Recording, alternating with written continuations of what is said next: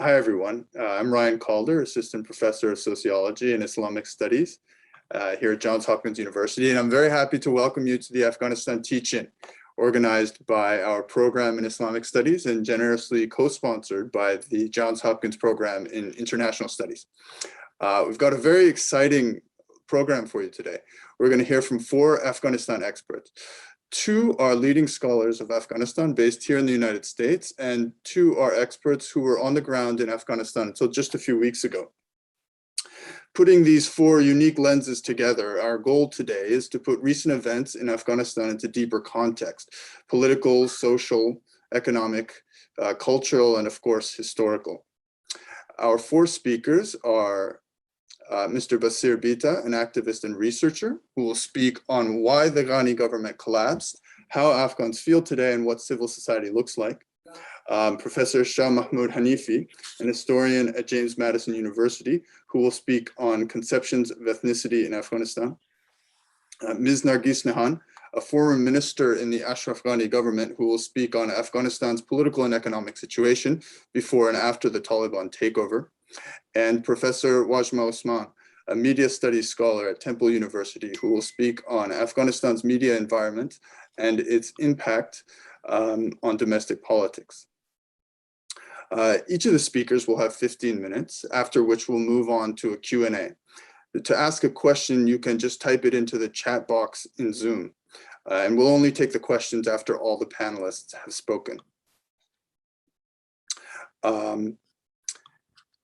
Before we start, I'd like to just briefly introduce our program and thank a few people. The program in Islamic Studies at Johns Hopkins was established in 2014. We're a collection of 22 program faculty and affiliated faculty at the university whose work touches in myriad ways on Islam. The program combines perspectives from history, anthropology, philosophy, the history of science, Near Eastern studies, African American studies, sociology, history of art, literature, and archaeology.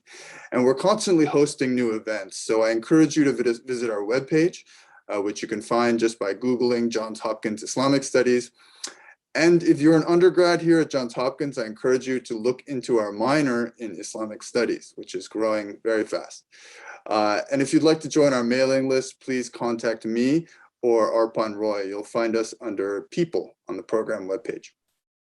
And finally, before we get started, I'd just like to thank the people who made this possible.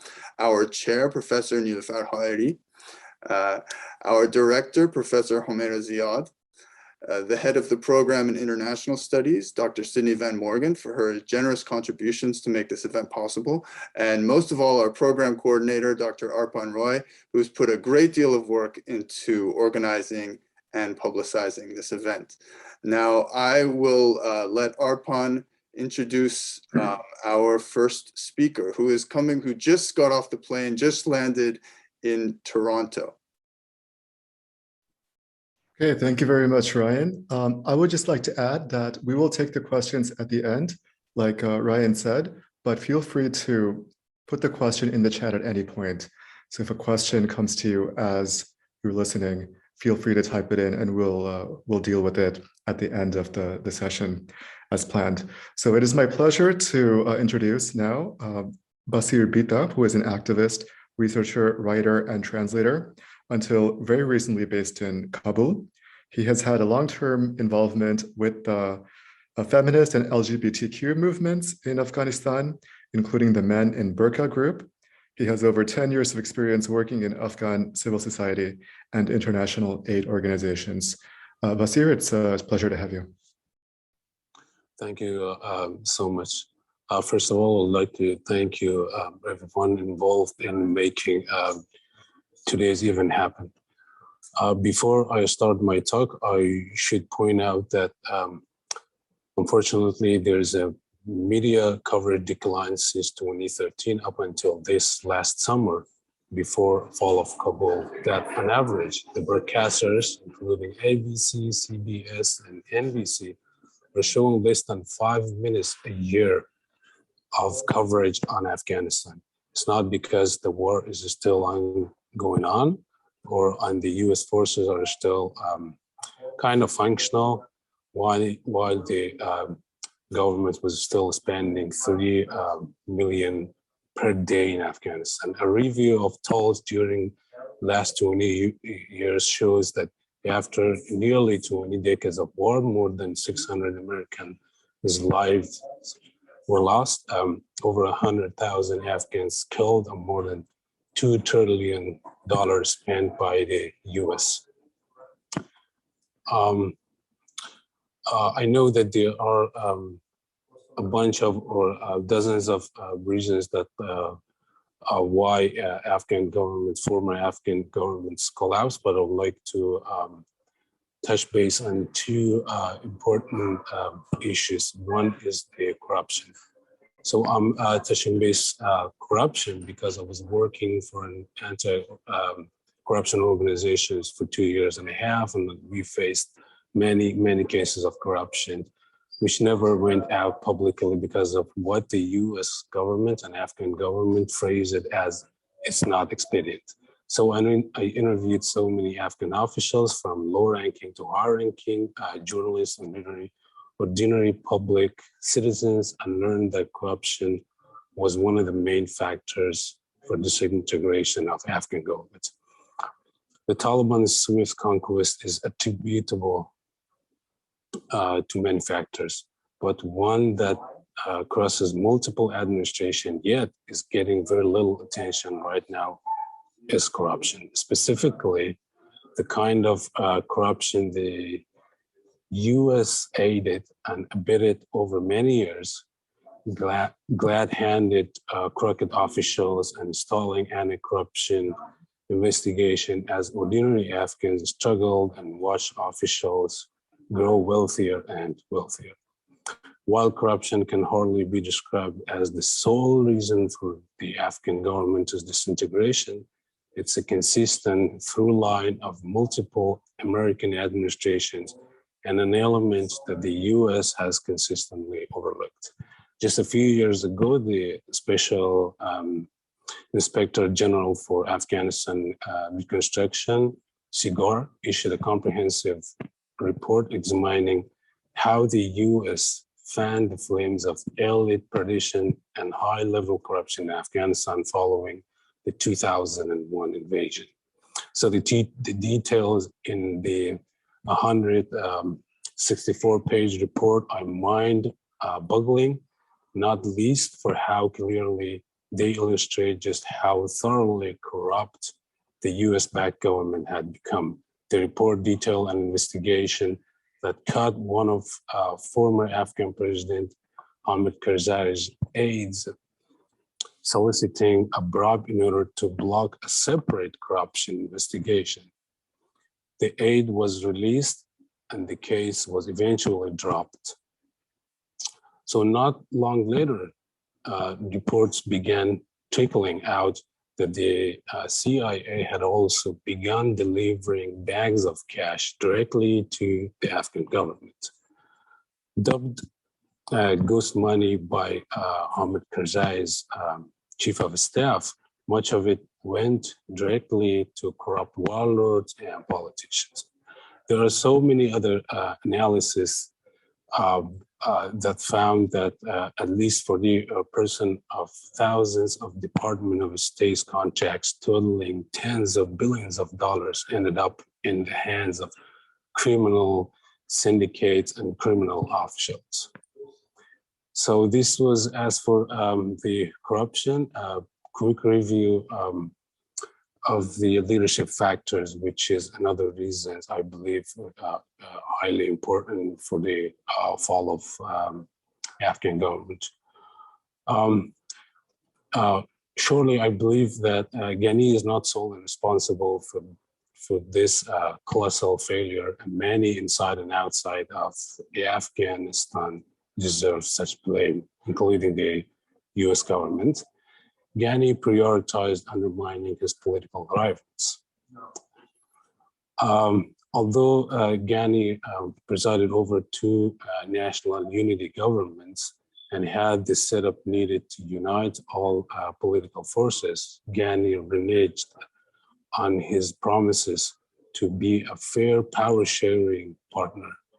From the very beginning, he made it a top priority to sideline his partners in governments by firing their members in the cabinet or limiting their power by creating parallel institutions, high councils, as an example, inside the president's office under his direct control.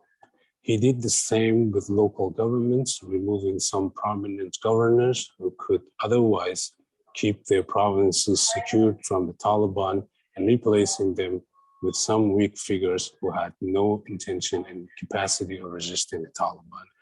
Mr. Lagmani's case illustrates this very well.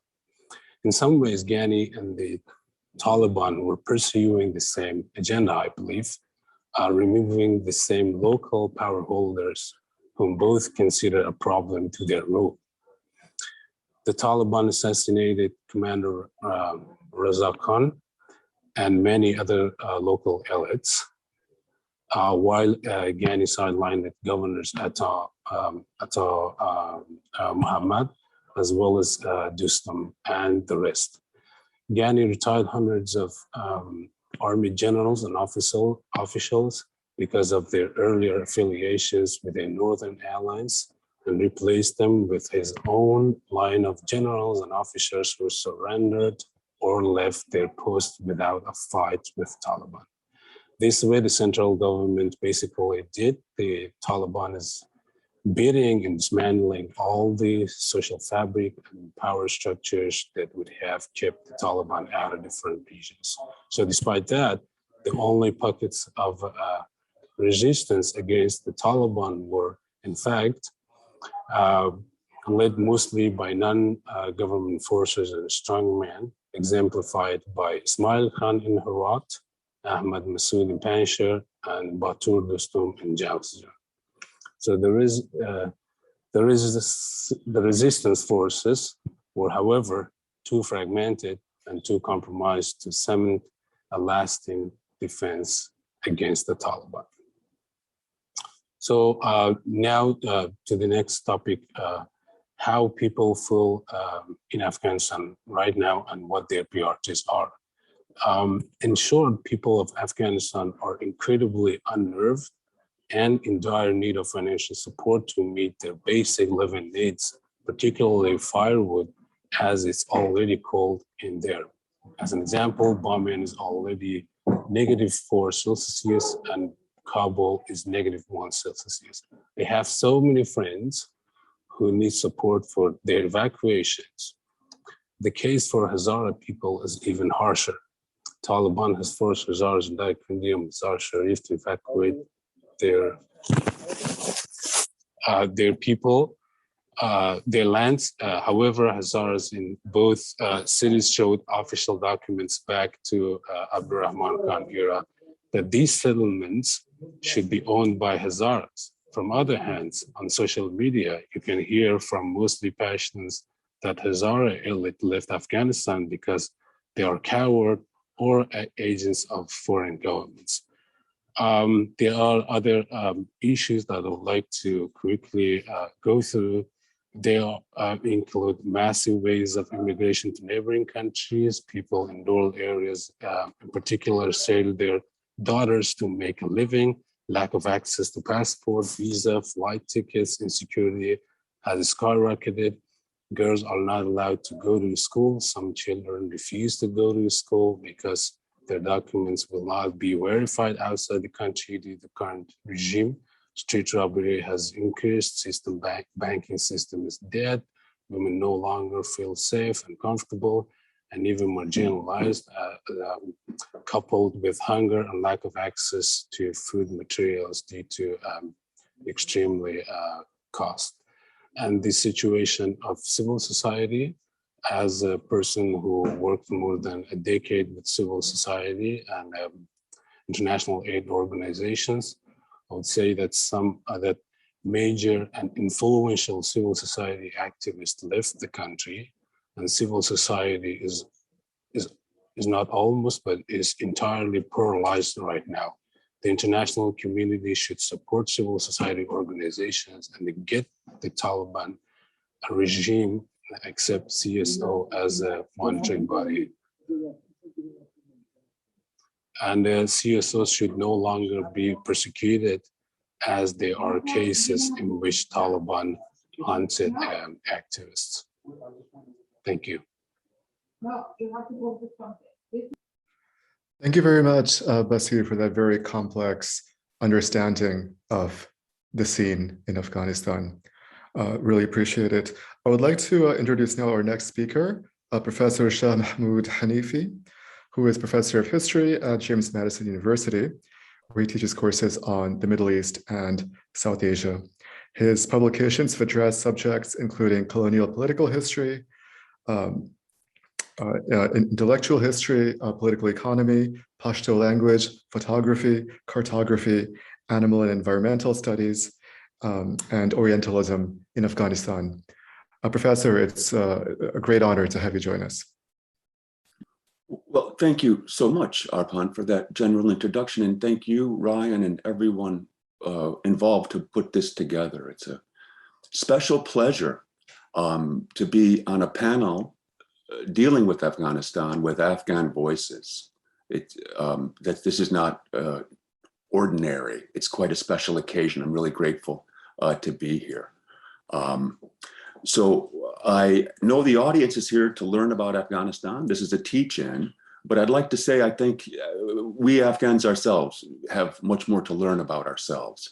And I think it's I don't claim any expertise. I just claim being a student like you all.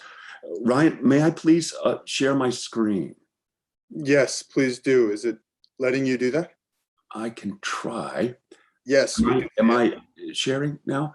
Yes. I am a professor who has become addicted to PowerPoint, so I have images more than I need or we need.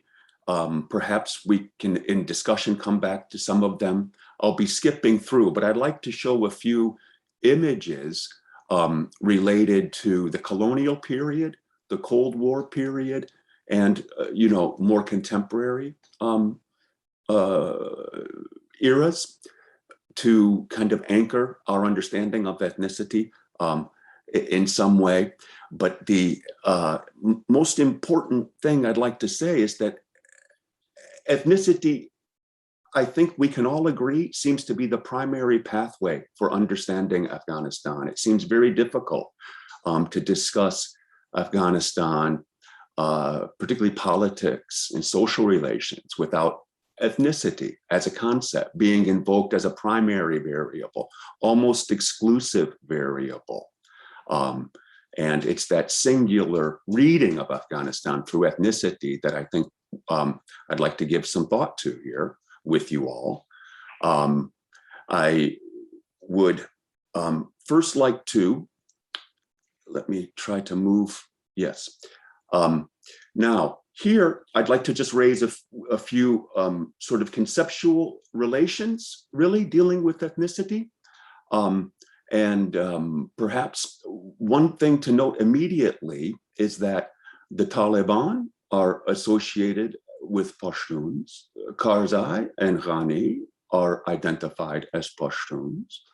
The image in the background of the founding father, Ahmad Shah Durrani, became sort of ethnicized in the 1930s and 40s. And what is sort of evident here is that there seem to be good Pashtuns and bad Pashtuns. And this is the perspective of the empire speaking. And I think Afghanistan is very much framed by imperial understandings of ethnicity. Just again, terminologically, the term ethnicity has a history. It's generally been invoked as an othering device, a sort of racial othering device. And I think ethnicity in Afghanistan has become highly racialized. For Pashtuns in Afghanistan, there's a complex historical cultural relationship to Afghans. What a Pashtun is versus an Afghan inverse is quite complex. The third term, though, is very important historically, Pathan. And students who study the history of Afghanistan or Pashtuns will encounter this sort of trilogy of words that are interchanged in a confusing way. The literature is hindered by that metonymy, in my view. I'm sorry, I've misspelled. I want to just put forth that Afghan sort of affections for Afghans are really noticeable. And also, at the same time, there is not quite a demonization, but an enemyization of Pashtuns, a sort of fear of Pashtuns. And I just like to put those emotions of love and fear sort of on the table in some way. Ethnicity is related to other categories of social life, including tribal and national identities, and ultimately in Afghanistan. The understanding of Afghanistan as a place dominated by Pashtuns, a state dominated by Pashtuns, doesn't fit very well with the idea of the state being very weak, maybe even a failed state. So how does a failed state dominate anything? And again, these are just piecing concepts together around ethnicity. Very quickly, if you don't mind, I'd like to go to the next slide. This is the first colonial map of Afghanistan, and it's the colonial and imperial era. Colonialism generally tries to put people in places and keep them there. Afghanistan historically is a very mobile environment. And the impact of colonialism in sort of creating boundaries and freezing people within them involves Afghanistan. When the British saw this region, they did not see Afghanistan, they saw the Kingdom of Kabul. It was through imperial agencies that Afghanistan became what we know it to be today, geographically. And there's a tremendous sociological content in colonialism that involves a lot of language studies, and language is often a primary criteria for ethnicity. This is a 19th century map. Here's a 20th century linguistic map. The point here is that ethnicity becomes complicated if it's associated with language. A language equals an ethnicity. Afghanistan is a multilingual environment, and it really sort of destabilizes language as a criteria for ethnicity. By the late colonial era, the sort of concept of ethnography had emerged. Anthropology and ethnography may be colonial sciences in some tangible measure. But here we have Afghan and Pathan being associated, and sort of tribal areas, excuse me, I'm sorry, of Pathans. And we find, again, now a confusing set of terms, Afghan, Pashto language, Pathan. And I just like to move quickly to the Cold War era, when Louis Dupree became the primary American expert for Afghanistan. Louis Dupree's ethnic map of Afghanistan may be the first thing students see when they open up a web page or a book on Afghanistan. And that, like ethnicity as a term, it has a genealogy and etymology. The map, the ethnic map of Afghanistan has a genealogy to it. And it's routed through Louis Dupree and his work with the American University field staff. He sort of evolved his map from the 60s to the 70s in ways that are mysterious, but he does thank a few local sources of information for helping to create this map. And we have none other than Ashraf Ghani Ahmadzai mentioned as a sort of informant for Louis Dupree's ethnic map. And I think it's important for the audience to know that Ashraf Ghani was a professor at Johns Hopkins University. And I wanted to be clear to mention that. This is the map that appeared in Louis Dupree's book, Afghanistan, that is probably among the most widely circulated texts on Afghanistan. Now, during the colonial era, there's an interesting set of disciplinary developments regarding ethnicity across many disciplines: sociology, international relations, anthropology. Frederick Barth is a founding father of sort of ethnic studies. and ethnic identity. And Barth worked on Pashto speakers whom he termed Pathans. Barth wrote a lot about Pathan or Pashtun identity and the role of the Pashto language in that identity. And it's curious to me how little the scholarship of Afghanistan has engaged the theoretical complexity of ethnicity. Ethnicity in Afghanistan has been reduced to kind of a racialized political category of some sort, not a sort of one that's constructed over cultural boundaries, as Barth would want us to think about things. So the treatment of ethnicity theoretically through language, or the treatment of ethnicity more practically through political identities, is what I'd like to draw to your attention. During the Cold War, Pashtunistan became a prospective state for Pashto speakers in Pakistan, not Afghanistan. And this question of Pashtunistan generated what I believe to be the sort of sustained American geopolitical interest in the country, relating to things like the Helmand Valley Project. And let me just say that there is an echo of Pashtunistan in the current regime. And we can talk about that perhaps in discussion. The Americans were not the only ones dealing with ethnicity. This is the map of, from the Democratic Republic of Afghanistan Atlas. We can say Soviet contextualized. The Soviets sort of also saw Afghanistan through ethnicity. It's not just the Americans or just the Soviets or just the sort of British that see the world through these categories. And we need to appreciate that. Louis Dupree, of course, was heavily involved in the study of Afghanistan during the Cold War and then the Afghan Mujahideen resistance in the 1980s. And in the 1980s, again, the various groups were identified by ethnic categories and labels in very tangible ways. This is Dupree's ethnic map. I'm not sure how much time. Do I have a couple of minutes, Ryan? This is really, thank you. This is, I think, perhaps the most widely circulated visual of Afghanistan.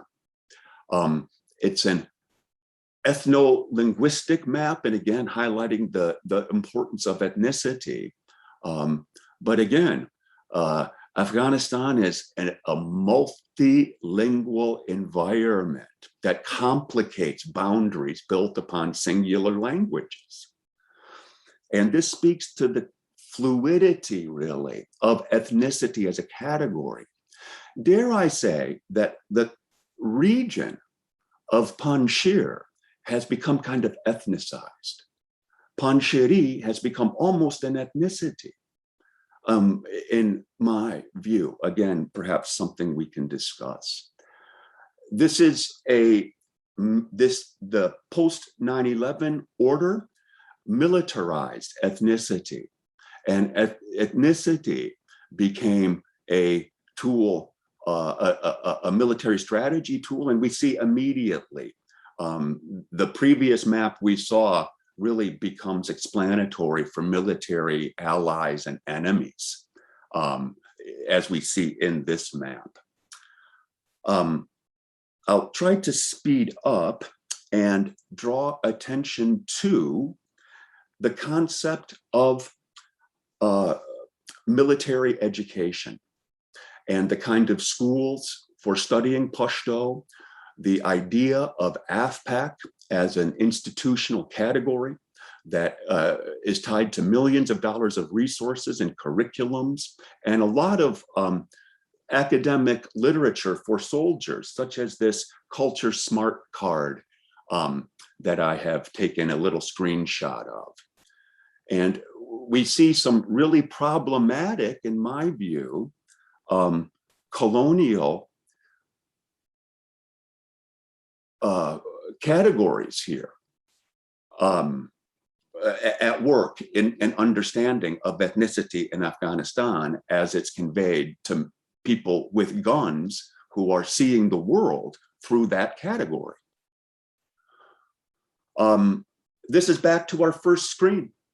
Ahmad Shah, the founder of the polity that became Afghanistan, sort of became Pashtunized in the 20th century through some national historiography in the 1940s, and that image that is actually from the pen of a German-trained Afghan, the image behind the desk of the Taliban that Ghani was sitting at hours before the Taliban posed there for us to posterity have.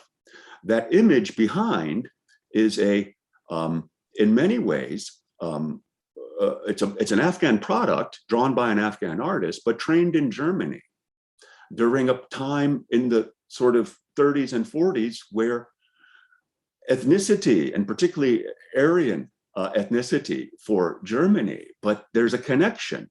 That sort of idea of racial history gets routed through Afghanistan in many ways. And there's a complex relationship between German understandings of Aryan racial identities and how that was appropriated by Afghanistan national leaders. And I think maybe I should leave it there. Thank you very much for that very interesting talk. I myself have a few questions that I'll raise in the Q&A session. So if you're listening, and feel free to ask a question at any time. We can take it later. But yeah, feel free to ask it as they emerge. I would now like to introduce our third speaker, Nargis Nehan, who is a politician who served as the acting Minister of Mines, Petroleum and Industries in the Ashraf Ghani administration. She has co-authored the book, The Budget as a Linchpin of the State, Lessons from Afghanistan, co-authored with Ashraf Ghani, and is the founder of the Equality for Peace and Democracy organization, whose mission is to empower women and youth to become active decision makers. And this is just a very abridged bio because she has a lot of projects. So it's a great pleasure to have you join us. Thank you. Thank you very much. Well, first of all, I have to express my appreciation and gratitude for the organizers of this program. And I find it very interesting and informative so far. And I hope that the audience, the faculty and the students who are joining this program, I hope that they find it engaging and informative, especially when it's related to Afghanistan. I try to wrap up and give you a snapshot of the political and economical situation of Afghanistan before the Taliban and as well as after the Taliban. To give you a very brief information, I try to give you the picture of situation, first economic situation in Afghanistan. Afghanistan GDP per capita in 2000 was just 170. In 2001, it went even lower. It went to $130. But then it began with the intervention of the international community, with everything that we started, the interim government, the transitional government, the election, everything that we had with the engagement of international community. We had increased in our GDP per capita very steady every year. So by 2010, our GDP per capita was $540. But then our GDP in 2020 is actually 509 before collapse of the state dollar. So whoever compares the data would question that what happened, that you had literally beside no growth, the GDP also went per capita lower in comparison to a decade before 2010. Now I'll give you a snapshot of that what happened between 2002 to 2010 when we had steady increase in our GDP per capita, and then what happened between 2002 to 2020 until the collapse of state. And after collapse of state, honestly, we don't know what's going to be the situation. Perhaps later on, we are going to have the figures and data to see exactly what is going to be the impact of engagement of Taliban and Taliban taking over everything on our economic situation. So as we know very well, that in 2002, the international community's engagement in Afghanistan started. The troops were deployed by different countries to Afghanistan. And every country, besides sending their troops for fighting the terrorists and the Taliban, they also sent a lot of aid to the civilians in Afghanistan. So all of them created jobs, brought projects, and actually began to create employment, and that had a very positive impact on our GDP. And also, many projects were designed to help the private sector of Afghanistan as well, where in 2001, we literally didn't have any private sector focusing on domestic productivity or on the export. It was mainly focusing on the services and mainly importing the goods from abroad. But then after that, many of the projects with the support of experts and the international community were designed to help the private sector with more focus on domestic production and export. So all of them had their own role in increase of the GDP per capita. But then on top of that, that was between 2002 and 2010. So if you look at the figure, you don't see any year that the GDP had gone lower than the previous year. So we had very steady increment, if you see every year between 2002 till 2010. Between 2010 to 2020, what happened? That we got stuck in our GDP per capita, and actually it decreased instead of increased. So first of all, as you know all very well, that the announcement of troops withdrawal for the first time came in 2002 from Afghanistan.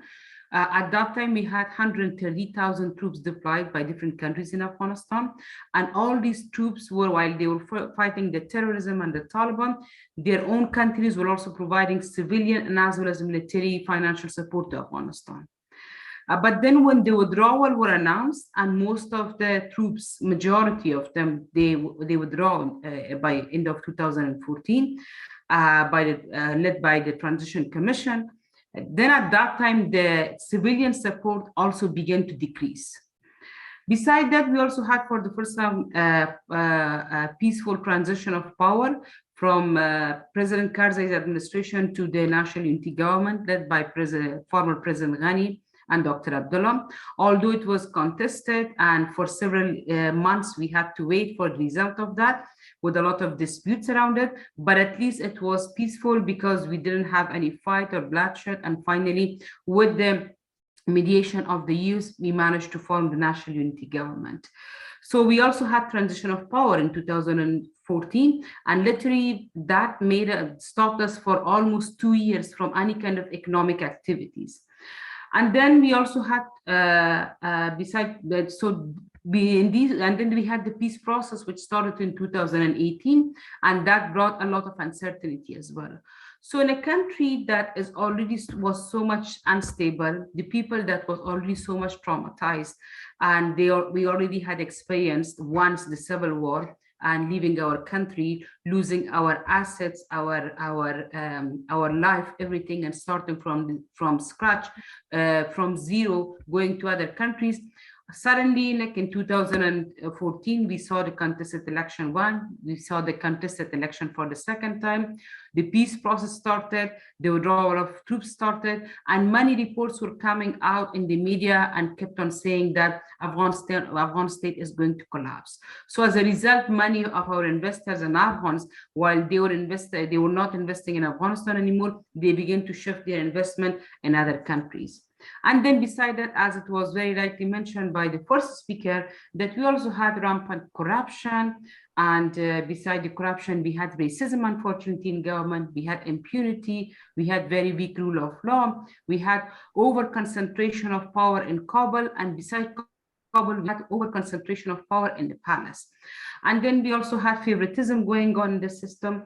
So all these together actually didn't allow us that we have increase in our development in our economic situation. As you know very well, the economic for economic development of any country, you need to have political stability. So in a country in 1 decade that is experiencing 2 very contested elections, the 2 withdrawals, and then the 2 peace process, and literally all of them were close to a failure, there is no way that you could convince any foreign investor that they would come and they would invest in Afghanistan. So everything that came, it was very much aid dependent, and Afghanistan could not move towards economic prosperity or economic independence because we didn't have the investors coming and taking an interest to invest inside Afghanistan and focus on developing our private sector. Although we had development on the part of private sector, but that was very limited to the investors that we had inside Afghanistan. So that was the situation. And the situation that we faced, the challenges that we faced between 2002 to 2020, actually our GDP per capita should have been even worse than this. So the question comes that with all these challenges, then how were you able to at least even maintain this level of stability in Afghanistan? It was mainly because, first of all, I have to focus on the human capital in Afghanistan. As someone that I lived in Afghanistan just till 2 months back, I was amazed that the number of scholarships provided to Afghan people by different countries, that they all went and they came back with a set of technical capacity in different fields, and all of them familiar with the new technology, and everybody with enthusiasm that they should rebuild Afghanistan. So I remember when I was working in Treasury Department in 2002, we had 6 international advisors running the financial management system of the department for us, and as well as helping us with the development of the different policies, circulars, everything. When I became the acting minister in 2017, we did not have any international advisor in the ministry. And trust me, we had a group of Afghan experts that all of them were graduates of different universities from the US, from UK, from European countries, from India, from and some of them actually from American University of Afghanistan, from Kabul University, that they had those set of expertise that they began to come and help us with the development of the system, computerization, development of the policies, these things. This is not only the example of the Ministry of Mines. In every ministry that you would go, you would see that a huge number, a new generation of Afghans have come, that they are very well educated, they can speak English, they can run computer, they know the new technology, and they're highly enthusiastic that they just want to get into the system and they just want to improve their activities and work. So that was one transformation that we had between 2002 to 2020. Secondly, the private sector. Afghan people are, as you know very well, that we love taking risks. We never think about consequences of any of actions that we have. So despite the corruption that we had, a lot of money was also invested in Afghanistan. So many factories were built and in different fields, and processing plants were invested by the private sector. Services sector was mainly managed by the Afghan private sector. So all these together, besides creating employment, also help us with our increase in our domestic production, and also increasing our export to outside Afghanistan. Although it was not still the balance even in 2010 was still very big, because our import was 8.5 billion per year, and our export is still 870 million. But still, we would see that every year, at least, we would see increase in our export, and that was because of the hard work and investment of the private sector that we have. The media became very vibrant, and the media constantly kept on going and very much focusing on investigating journalism, where they went and they identified different cases of corruption, and they exposed the corrupt officials, and they kept on pressuring the government for responding to and taking actions. The civil society became very vibrant, very active in every corner of Afghanistan, and helped with raising awareness of the people, talking about their role in state building and in state accountability. And on top of that, social media came in existence between 2002 and 2020. So in a matter of minutes, any issue all around the country would circulate, people would get to know, and people actually use, especially the young generation, the social media as a very vibrant platform for holding the government all the time to account. The government didn't respond most of the time to the people. That is the problem of the government, but the people were very much like engaging with the government and trying to hold them to account on different issues. Regional connectivity became a priority because many of the country for the first time began to take interest in Afghanistan. They came and they signed different MOUs, agreements, and they wanted to have the trade agreement with different countries and use like Afghanistan more like for as a bridge between South Asia and Central Asia. Infrastructure allowed that because with the support of international community, mainly US, we managed to construct many ring roads, and that helped us with the connectivity all around the country and different provinces. So we had these developments in Afghanistan, which I think all of us should remember whenever we are talking about Afghanistan, that it was not a totally black and white case in Afghanistan where everybody thinks that everything is failure in Afghanistan. No, it was not a failure. If you look at the infrastructure that we have invested, if you look at the human capital that we all have invested, if you look at the young generation, if you look at the very brave women of Afghanistan, if you look at the media, civil society, private sector, Afghanistan was a great success story for everyone. And we have a lot of stories and a lot of examples that we can share with everybody. But yes, when it comes to engagement of the international community themselves, when it comes to a role of US in playing the and leading the peace deal with the Taliban, when it comes to our own politicians, when it comes to former President Ghani, and as well as all our politicians, yes, Afghanistan was a failure, but people should not be held accountable because those people were never our leaders. They were just imposed on all of us. We know that very well. So that is the situation of Afghanistan between 2002 to 2020. Despite all those challenges that we have, still the way that the reason that we managed to keep everything together was because of the commitment and determination and dedication of the people that we have. What made much more challenging for us was the peace process. In 2018, the announcement came, Ambassador Khalilzad came, and he began to lead the peace process. I remember when I was working in the government in 2014, the priority of the US was beating the Taliban. So they came and they provided support to Ghani's administration and said, beat the Taliban. But unfortunately, because of corruption, because of nepotism, because of racism, because of discrimination, and because of the corruption that we had in the system in 2018, and because of the election that we had ahead in the US, suddenly the Trump administration decided that no, it's better that we go ahead and have a peace deal with the Taliban rather than beating the Taliban. So they started the process, and I'm sure you saw a group of Taliban that they were in Doha since 2002, and Doha was paying for all their costs, and they were already transformed and evolved group because they had lived with their family for many years there. So of course their perspective had totally changed.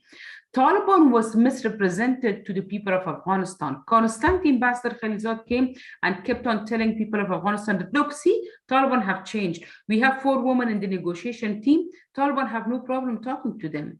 Taliban are listening to them. Taliban are negotiating with them.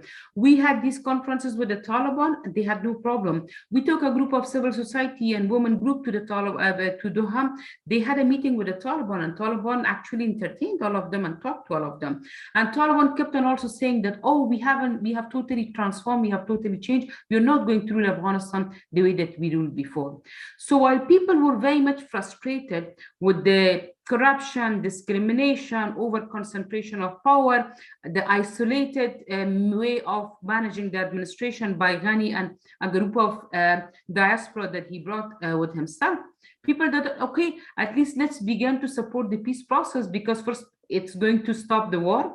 We are not going to lose lives anymore. And on top of that, at least if Taliban would come, we will have an interim government, the war would stop, and we can just continue from there. So that was the impression of the money people. But I think we totally underestimated the extremism of Taliban. We totally ignored the role of Pakistan and the strategic ideology that they had in case of Afghanistan. And as a result, what happened that we saw the situation that the US had an exclusive peace deal with the Taliban. They totally, not only they isolated and they ignored the the government from the process. They also tried to stop the woman engagement, civil society, whoever was holding them accountable and was asking questions, they were trying to somehow prevent them from their engagement in the peace process because they just wanted to move ahead. And then what happened that after that, we had the 2019 election. We saw the level of corruption there. The election had actually no winner at all. But then because of in order to release the 5,000 prisoners of the Taliban, Khalilzad once again came and made a deal with Ghani and said that you release the Taliban. In return of that, you go for the inauguration of your government. We are going to recognize you. So we saw that as a result of that, what happened, because when he this time formed the government, he totally isolated other ethnicities. He tried to bring more of people of his ideology, where all of them came, and all they focused about are ethnicization of state institutions. NSF, Afghan National Security Forces, is the best example that they, in all, first of all, I don't agree with the map in terms of presence of the different ethnicities that was presented by Mr. Hanifi, and I think he very well explained it, the reason that he had that map. So, for example, in north of Afghanistan, in a province where you have Uzbeks that they don't even speak Farsi, forget about Pashto, but still Ghani and his team, they wanted to impose on people a Pashto-speaking person from Helmand, from south of Afghanistan, and they kept on saying that you have to accept this order, and he's going to be your governor. So people had to protest for weeks until they managed to convince him that they were not accepting that governor. So this was happening, and he actually appointed police chief at the district level, at the provincial level, governors, district governors, all of them. More than 90% of them came from Pashtun ethnicity in different provinces of Afghanistan. So when the Taliban came forward, and most of these people, when they saw that, okay, Ghani is losing anyways, there is no hope that he is going to win because he's totally isolated and he doesn't have support of the international community anymore. Then the politicians are also not collaborating with him. Instead of fighting with the Taliban, it's better. Talibans are our brothers. They are our own Pashtuns. We just go and talk to them and make a deal with them. So they all went, they greeted Taliban, they welcomed the Taliban to their provinces. The Taliban were going, for example, to Ghazni province, and then the Taliban were going and sitting in governor's office, shaking hands with him, having tea with him, and then after that, they were taking power of the province, and on top of that, they were providing the car for the governor so that he could come to Kabul. That is the situation that we saw. And that was mainly because of the Ghani and his team and collapse of everything, but also because people decided not to be part of this game and fight anymore. So we saw that everything collapsed, unfortunately. And besides collapse of the state, we saw that Taliban came. Taliban, for the first week, they were fine. I was there for 2 weeks myself. The first 2 weeks, they were totally fine because they hadn't formed the government. But then after 2 weeks, what we saw, they formed the government. It was all Pashtun. It was all mullahs and 31 Pashtun, only one Tajik and one Uzbek, absolutely no Hazara. The education for girls and boys got totally segregated. They don't allow girls to go to secondary school. They don't allow women to go to work. And on top of that, 3,500 small to medium scale businesses that they are run by women, all of them are totally shut. And those women are in basically every day they're in loss. The civil servants are not paid for 3 months. The torture, killing the population of especially the provinces in north and central Afghanistan are continuously happening, and they have also started putting a lot of restrictions on the media. More than 70% of the media outlets that we had in Afghanistan are already closed, so you don't know exactly what is happening in most of provinces because you don't get any report about it anymore. The national starvation is happening in Afghanistan right now. I wrote in my Twitter yesterday that in many provinces, the families are beginning to sell their daughters for very small amount of money, $500, $600, because they're not able to feed the rest of the family, so they have to sell their daughters. 8 kids were died in one night in the west of Kabul because of starvation. So if you go at the report and you see that there are many cases and many stories like that. And Taliban are still focused on controlling the country rather than trying to run the country, because they don't know how to run the country. And then we see ISIS back in operation, that they're starting mainly attacking the Shia minorities in Afghanistan, and Taliban are not doing anything about it, because they also have themselves history of torturing and having problem and discrimination against Shia minority in Afghanistan. And then on top of that, we see that the resistance is happening, but resistance against Taliban could have been very successful at the national level, but only if the resistance was supported by the government. But when the government handed over itself to the Taliban, the resistance, small pockets here and there, in Panjshir and in few other provinces, there is no way that they would be able to fight with the Taliban with all the guns, everything that they got from the government. So that is our situation right now. What we see, a few things that we see in the last 2 months, beside all this problem, that we were thinking that Taliban will have a very cohesive chain of command like they had it previously, but then we see that they don't have that chain of command anymore. So there's fragmentation within the Taliban between the leadership. They are divided between the Haqqani group and as well as the Quetta Shura group. And on top of that, there is a fragmentation between the leadership of the Taliban and the foot soldiers of the Taliban. For example, Taliban came up and they announced the general amnesty, but then their own provincial commanders are taking people, especially the former police and other NSF members. They're killing them in front of camera, and they keep on saying that we don't accept the general amnesty that is announced by our leadership in Kabul. The leadership, all the promises that they made to the people of Afghanistan and to the world in Doha, they're not even in power anymore. There's a totally another group in power in Kabul that they're much more extreme than them. So you see that resistance will also begin to take place, but it will take time. So the situation right now is that I'm sure you must have heard the WFP and other UN agencies interviews that they're giving, that 20 million people's lives are in danger of starvation because of the crisis that we have right now in Afghanistan. So we are at a dilemma that on one hand, we keep on saying, do not recognize Taliban, but then on the other hand, that if the Taliban are not recognized and they're also not willing to form an inclusive government, they're also not willing to share power with other ethnicities, and they're also not willing to govern and provide services to people. They just want to control the people.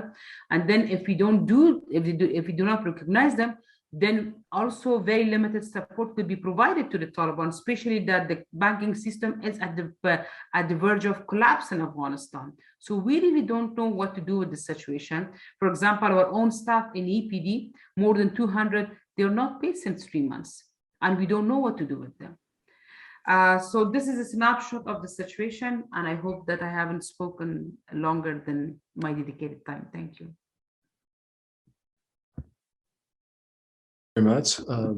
I'm sure there is much to discuss about your comments in the Q&A. I would like to introduce our final speaker, Professor Wazhmah Osman, who is an Afghan-American academic and filmmaker. She is an assistant professor in media studies and production at Temple University. In her book, Television and the Afghan Culture Wars, brought to you by foreigners, warlords, and activists, she analyzes the impact of international funding and cross-border media flows on the national politics of Afghanistan, the region, and beyond. She is also the co-director of the critically acclaimed documentary, Postcards from Tora Bora, and the co-author of the forthcoming book, Afghanistan, A Very Short Introduction. Professor Osman, thank you for joining us.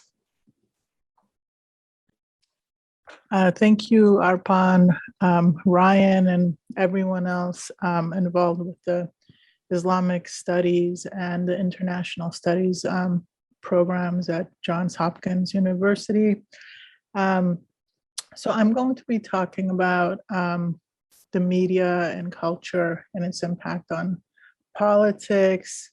And I'll provide some key highlights from my book, Television and the Afghan Culture Wars.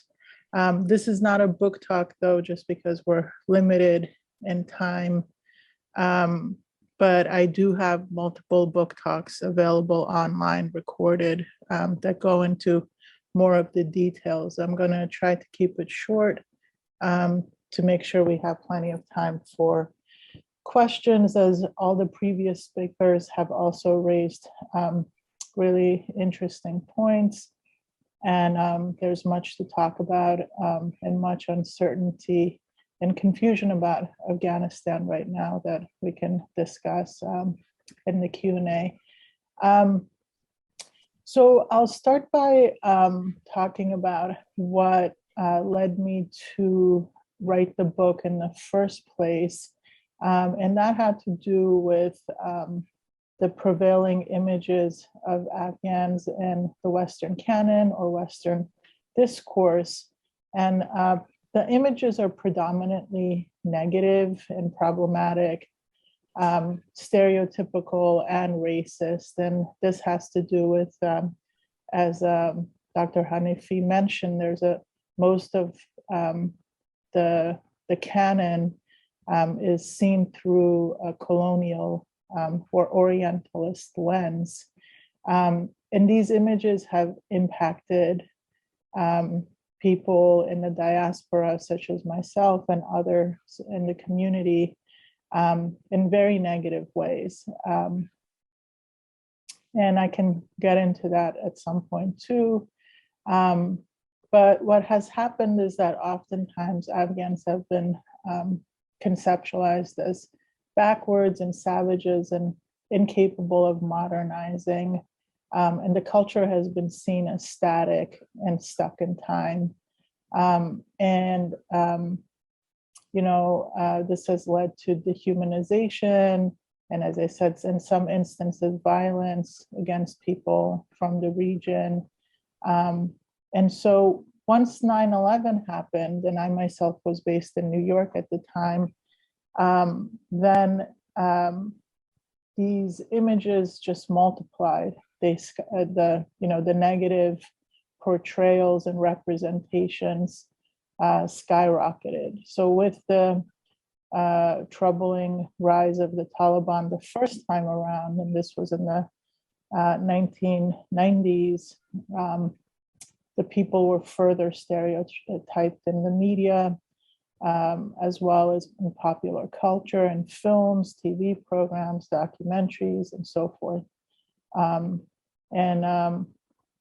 It was shortly thereafter 9/11 that I started my graduate studies. Prior to that point, I was a filmmaker and I still make films and a journalist, and actually was there in January of 1999 during the height of the Taliban regime. So I can talk a little bit about that as well if we have time. But when I started my graduate studies, I wanted to direct the dialogue back to Afghans themselves, back to local Afghans. And so I went back and I made multiple trips in the post 9/11 era. I wanted to, some of my research questions were, how do Afghan institutions talk back to discourses pertaining to them? What do terms like conservative and progressive mean in contemporary Afghanistan, and so forth and so on. And so the focus of my work became television. There was an explosion in media, and maybe explosion is not, a proliferation in media post 9/11 due to largely development aid from the international community. But TV to me was the most interesting because, broadcast technologies more generally, due to high literacy rates and the fact that internet technologies and infrastructure for high-speed internet was not widely accessible. And I'll also mention that, at any one time, depending on where you were in Afghanistan, you could watch between 50 to 100 different television channels.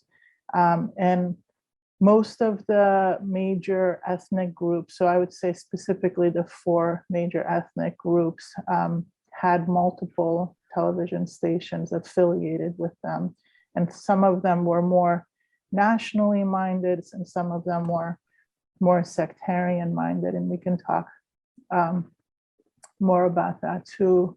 And Basir Bita, who you met earlier, was my research assistant through my multiple trips in Afghanistan. And together we interviewed over 100 people, high level and low level media producers and government officials, as well as a cross section of Afghans. What I talk about in my book is that the international communities in Afghanistan have resulted in imperialism as well as yielding positive development projects, along with problematic and misguided ones. And as our previous speaker so aptly put it, is that, you know, when it comes to civil society and the media and women's rights and other reform movements, the last 20 years were quite successful. As Basir mentioned earlier, SIGAR, which is the Office of the Special Inspector General for Afghanistan's Reconstruction, has exposed numerous cases of fraud and misappropriation of funds as well. So that's important to note, because corruption, as he pointed out, was a big problem that led to the current situation. Having poured millions of dollars into the media in the Middle East, the US certainly wants to generate pro-US government content and ideology. However, local producers are mostly able to assert their own creative and political agendas. Of course, that's not the case anymore, as many of the stations and media outlets have shut down.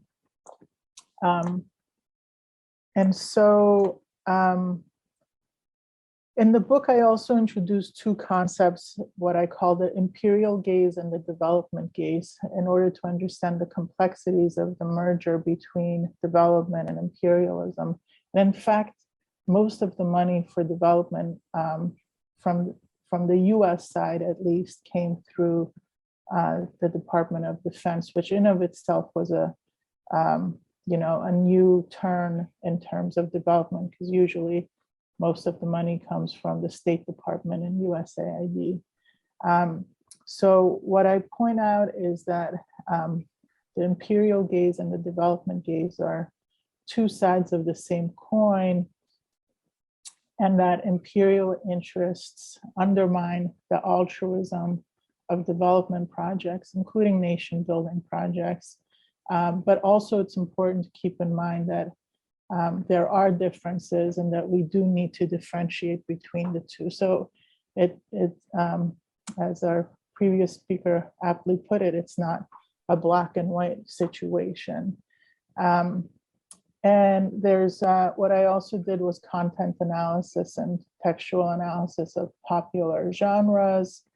And what I noticed was there's multiple popular genres, which I'll talk about a few briefly before wrapping up. So Afghan people's needs for justice via more serious programming and entertainment via more what's called fun programming are not mutually exclusive. We cannot underestimate the value of entertainment in war-ridden countries like Afghanistan. So on the one hand, you had local productions like call-in shows, the news, political satire, things like that. And then you had other shows that were more collaborative or imported from the international community, such as dramatic serials, reality TV, and so forth. For Afghan women who face victimization and they are steeped in a world of warlordism and Islamism, when afforded the opportunity of consuming media, what I noticed in my interviews was that they want a media world that is the opposite of their brutal reality. So during my trips there, I noticed that the Islamists would oftentimes try to get the foreign programming to be banned on grounds of immorality. However, their large fan base find these programs to be valuable for generating debates over domestic and gender issues at home and in the public arena. There was many amazing women, broadcasters, newscasters, actresses, hosts, directors in film and in TV that I interviewed and talked to, who were trying to create a different narrative than the usual victim narrative, even though the situation has been quite oppressive and repressive. So reality television was also being exported by Western media corporations and governments in order to project a type of capitalist entrepreneurship. And they tend to be popular, and they've done some positive things such as, develop a pool of talent and, reinvigorate some of the folk music and more modern music and so forth. But the ideology that underpins many of them pairs capitalism and democracy as constitutive, one paving the way for others. And there are some other problematic aspects of equating voting for your favorite contestants with choosing elected leaders, which, as we know, are two very different things. So the last type of genre that I'll briefly talk about before concluding is the news, public information campaigns, or PSAs, public service announcements, political satire, and talk shows. And locally produced version of these shows are much lower in cost than the foreign programming and formats, but they are as popular with viewers and serve an important function. After experiencing over 4 decades of warfare and trauma, Afghan audiences have very high expectations of media and journalism in general, and television in particular. These audiences want television to bring justice and retribution to local and international warlords who have been sowing the seeds of war, gender violence, and sectarian strife for decades. With these programming, media makers uncover, investigate, and expose corruption, abuses of power, and violence by local and international warlords and government officials. Of course, all of these particular programming is in jeopardy, which brings me to my conclusion. After over 4 decades of war, Afghans are highly traumatized and have high expectations of the media, civil society, and nation-building projects. And my conclusion, based on my research, particularly in the media sector, is that for the last 20 years, the media was a success story because media producers were delivering and meeting those high demands. Without a doubt, the combined power of protests and broadcast media was a very effective social tool for collective action in Afghanistan. Yet there was and still is a huge cost to this emergence and quick expansion of the public sphere. Violence against media makers that I interviewed, from threats to being beaten up to assassinations and targeted campaigns, was a big problem, and it has continued to be a problem during what's been called Taliban 2.0. Media makers and I would say reformers and activists and human rights workers are subjected to threats, physical attacks, and death for providing people with programming that they want to watch. And if this violence against civil society people continues to increase, it does not bode well for the future of Afghanistan. And I'll say, one last thing that people are debating right now, which is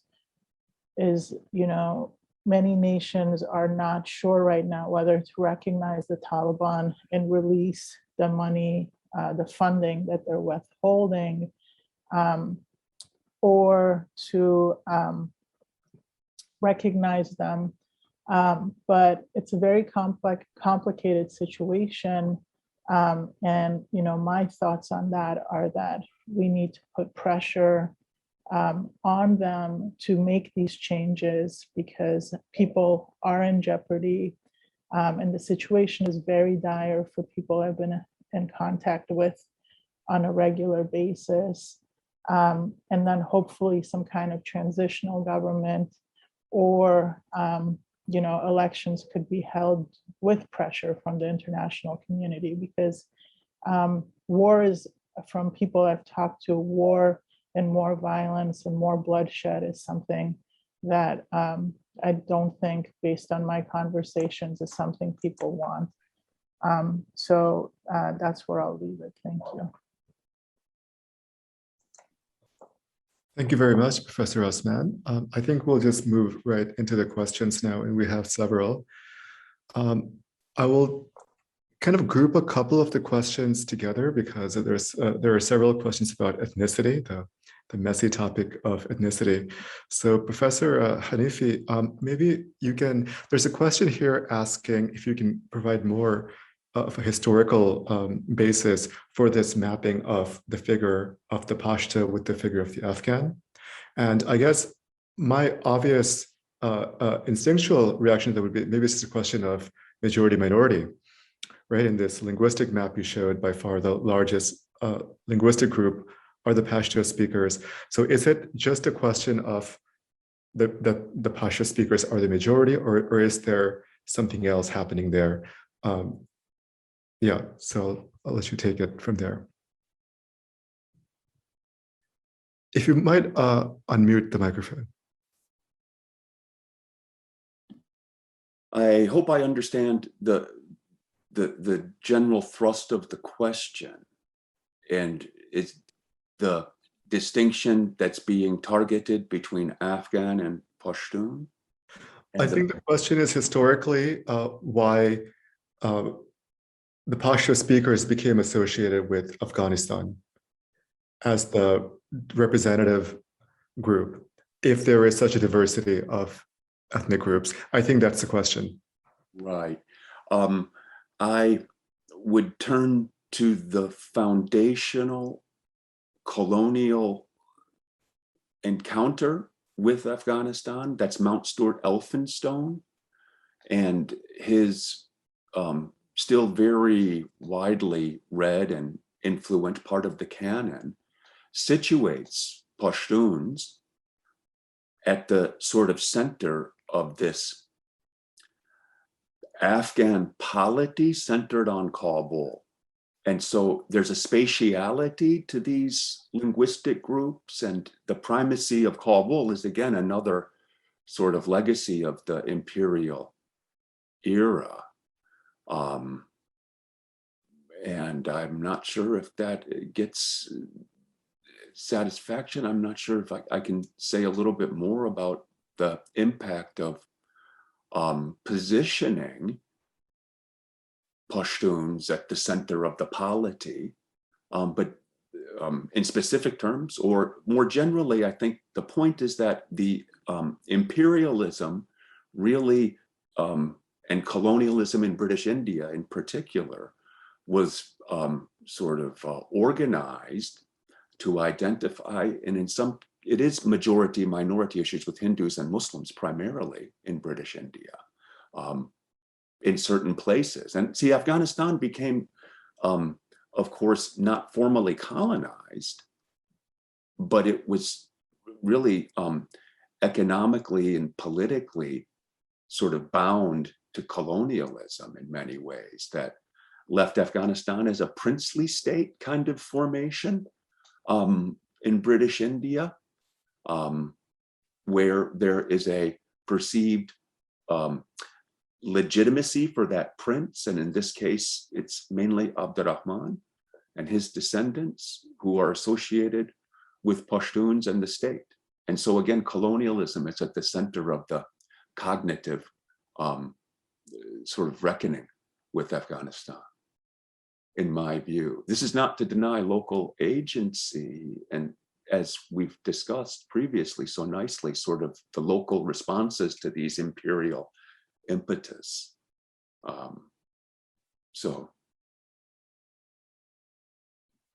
Thanks. Thank you very much. I think we can come back to the question of ethnicity later if we have time, because there are more questions about ethnic groups and boundaries, as the title of the book that we all love in anthropology that you quoted. We have a question for Nargis Nehan. There's been a lot of news attention paid to the Chinese government's recognition of the Taliban government and its apparent plans to expand investment in Afghanistan mining and other natural resources. Do you see this as a realistic and important source of investment for Afghanistan under the Taliban? And how do you expect it would affect ordinary people in the country? I mean, in case of Chinese investment, even during the last government, before my service to the Ministry of Mines and Petroleum, a couple of projects, mining projects that they went for bidding. The Chinese companies managed to get one of the largest copper reserve project concession in Logar province of Afghanistan in 2006. And until now, we are in 2021. They didn't do anything. They paid the initial premium that they had committed, but then after that, very typical of Chinese, they came with a set of changes that they want to bring in the contract. So they wanted to reduce the royalty rate. They wanted to reduce the premium that they had committed. They didn't want to build the railroad. So literally 80% of all commitments that they had made, and based on those commitments, they were identified as the first preferred bidder. They wanted to change all of them. So then the back and forward negotiation continued between the government of China and government of Afghanistan. And then we could not have any progress towards that. There's also another project in north of Afghanistan for drilling of oil that a Chinese company, both of them state-owned companies, in partnership with a local company, they won the contract. But once again, they didn't do anything because the high cost that they kept on charging on the Afghan company, and the Afghan company was not accepting. So there was a dispute among them, and constantly they were going back and forward, and they didn't do anything in case of the project. So one thing that I have seen is that I mean, Afghanistan as a whole is a very complicated country itself, but then within Afghanistan, mining sector is a highly complicated sector. And as you know very well, mining sector is not a service sector that you invest today and you get the return tomorrow. It's a sector that you have to invest at least between 5 to 10 years so that then you can begin to take the revenue out of that. So even when I was talking very honestly a few times with Chinese about the copper project, I mean, very indirectly, they were telling me that, you know, like, we want to see the political stability in Afghanistan, and then based on that, we'll decide how we will intervene. So if the Chinese would come and would even begin to work, my impression is that Chinese are very safe players. They will never take higher risk.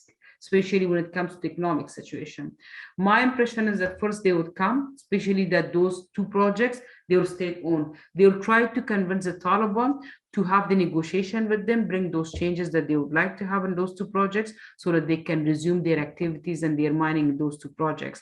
And then based on the progress that they would see, they might begin to encourage the Taliban for giving them more concession.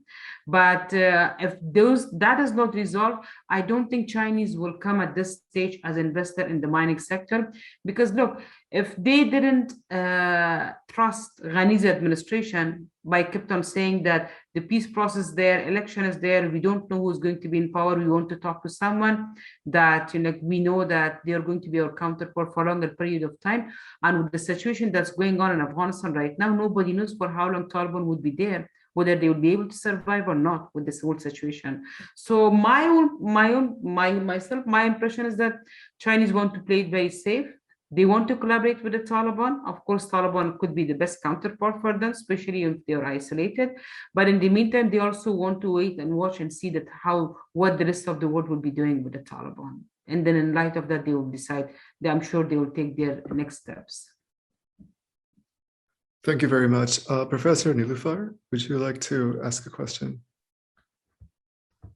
Yeah, I have two questions. Thank you all for really very enlightening talks about Afghanistan, which is a very complicated situation at the moment. There are two things, well, there are many things that confuse me, but there are two that I'd like to ask you, and any one of you who would like to talk about it. One is that it seems to me that the American media on the whole try to protect Zalmay Khalilzad. There is almost nothing about him in the media, whereas he played, it seems to me, he played a very, very important role in lifting the Taliban and giving them so much more importance on the international stage. So that's one question I have. I'm not quite understanding. And then he recently resigned, or I don't know, retired or something like that. So that's one thing I don't understand. I don't quite understand why he's being so protected. And then the other one is that I watched a brief interview with Wendy Sherman, who seemed very angry at Ashraf Ghani, and she said he is no longer, he no longer has any post whatsoever. And I've been asking myself exactly what has been the fallout between the US and Ashraf Ghani. Like, why did they suddenly go so against him? What happened there? If any of you could shed light on that, I would appreciate it.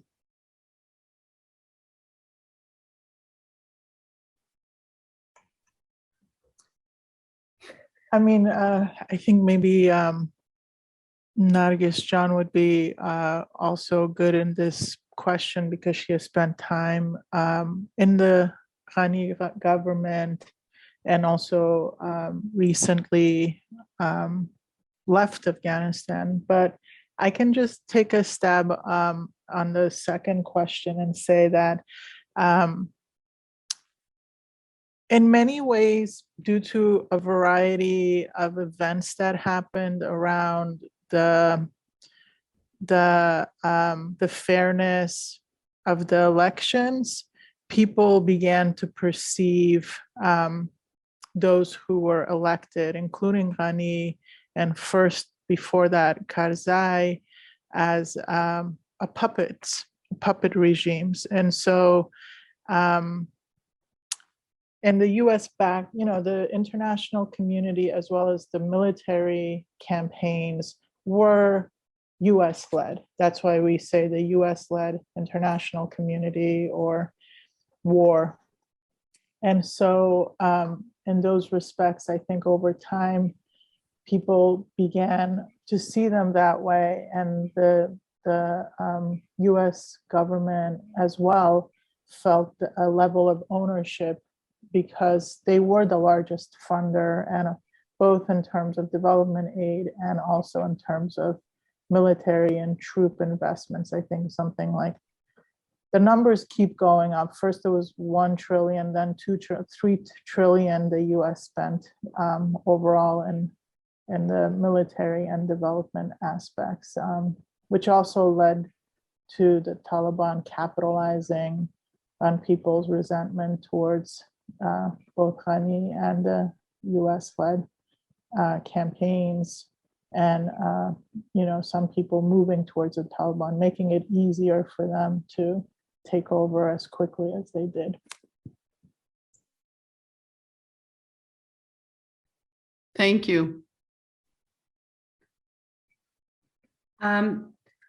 Can I intervene? So I think on the US side, it's very difficult for me as Afghan to see what happened, why media is so much protective of Ambassador Khalilzad. Although I think even I read in social media that even right now, although he has resigned, still he's going in different programs and platforms, and he's still trying to convince the US government for recognition of the Taliban and constructively engaging with the Taliban. But what I see from Afghanistan side is that there was personal problem between Dr. Ghani and Zalmay Khalilzad. They had their own personal issue that actually they brought it to the country's level, and they basically destroyed Afghanistan because of those personal differences that they had. So on one hand, President Ghani kept on saying that I'm the president-elect of the country, and I own Afghanistan, and I'm representative of the people, so I have the responsibility of making the decision for my people. Then on top of that, Ambassador Khalilzad kept on coming in different meetings and kept on saying, I'm representative of the US, which is paying almost all check of your country. So basically, I'm here to do my job, and I would like to do that. So he played it, unfortunately, very naive and very exclusive right from the beginning. So constantly going and meeting different politicians separately, giving them different promises, including the Taliban, and not sharing information with everybody, not creating any mechanism for at least accountability so that people know what is happening, and people were hearing from one another on what he has come, how many meetings he had. And then there were times that the government of Afghanistan had to ask everybody, like, how many meetings did he have, who he met, because he was not telling anything, and not all of the information he was not sharing with the government. So that was further frustrating President Ghani, and then President Ghani was trying to find ways to protect himself and his power. So this whole clash in between, I think, brought the US to the point that they got very frustrated. And with their with their frustration, I think when the Biden administration came, I think Biden from day first was very much clear that he didn't want to continue supporting Afghanistan. So that's what, at least as Afghan, like as someone that I lived in Afghanistan, that's what I saw, because I did attend few of the meetings that when he visited as with regard to peace process when he was coming to Afghanistan. And I could feel the tension between him and Ghani in that meeting, that all of us were there. They were not directly, at least in front of us, they were not speaking about their differences and tension, but you could feel that tension, that while one was trying to demonstrate that I'm president of this country, and the other was trying to demonstrate that I'm special representative of US. It was a kind of that power struggle between two. I keep on saying, I said, spoiled kids or spoils, even like at any age that they are. So for me, they are two spoiled kids that they continuously focus on their differences and clashes, rather than like trying to focus on common goal of like trying to take the peace process forward. Thank you very much. Thank you for those answers. It seems that we won't be able to get to all the questions because we have many. I believe that Professor Ryan Calder might have some questions. We do have quite a few, but I'm going to invoke executive privilege here and just ask a couple to close things out, although we could probably go on and keep you here for hours. So the first question is for Professor Wazhmah Osman, and the second question for Professor Shah Mahmoud Hanifi. So Professor Osman, could you say a bit about the structure of ownership of the media outlets that you studied in Afghanistan, you know, is it how much, for example, in television, I know that was your focus, how much of it is state-owned, how much of it is privately owned? You talked about, you know, some of the international development aid going into it. So, you know, could you kind of just give us a picture from an economic perspective, basically, of who owns what, and then how, if at all, that influences kind of what gets broadcast. And then my question for Professor Shah Mahmoud. First of all, you know, I really appreciate both in what you said today and in your other scholarship, which I've enjoyed a great deal, kind of the insistent call that existing images of Afghanistan, be they in the wonderful military manuals that you showed, or, you know, in some of the popular media internationally that Professor Osman was talking about, or whatever, don't sufficiently engage the complexity of ethnicity in Afghanistan as a theoretical construct, as an artifact of politics, as sort of, you know, tending to depict it as primordial or static. And on that note, you said something really interesting. You said you see echoes of Pashtunistan in the current regime. And I was wondering if you could just elaborate on what you meant, and, you know, kind of perhaps what that means for the future. Yeah, So, I can, Professor Osman, go ahead. Okay, sure. Yeah, I can try to, it's a big question, but I'll try to, you know, keep it short, as I know we're out of time. Yeah, so the structure of ownership is complicated in the respect that you have so many different countries that are funding the different stations. I mean, it's an inflated, it was an inflated media industry that was very robust and vibrant because of the amount of international aid that was coming to it. And so what I try to look at is, and how I categorize it, is that there were stations that were more nationally minded, and then there were some stations that were more, I would say, irresponsible and stoking sectarian strife. The three most popular private stations, Tolo TV, ATN, which is Ariana Television Network, and One TV, were largely funded by the US through USAID and the State Department and so forth. And they tended to have a more nationalist, Unitarian type of outlook. Not to say that they sometimes didn't fall into sectarianism, but overall, they did that, whereas some of the other ones would stoke these types of issues. But ultimately, because it was an inflated media market, what I argue is that so many different types of voices were heard. And in order to maintain relevance and have a market share of audiences watching them, it was the stations that did not veer into prejudice and racism and ethnic bigotry that did much better. And they could also attract larger audiences, larger advertisers, as well as more development aid money.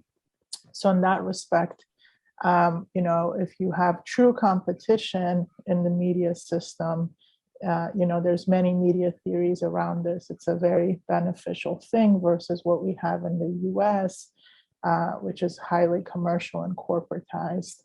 And it's a sort of fake diversity of opinions, but most of them are controlled by the same umbrella organizations and subsidiary of subsidiary. So I'll leave it there.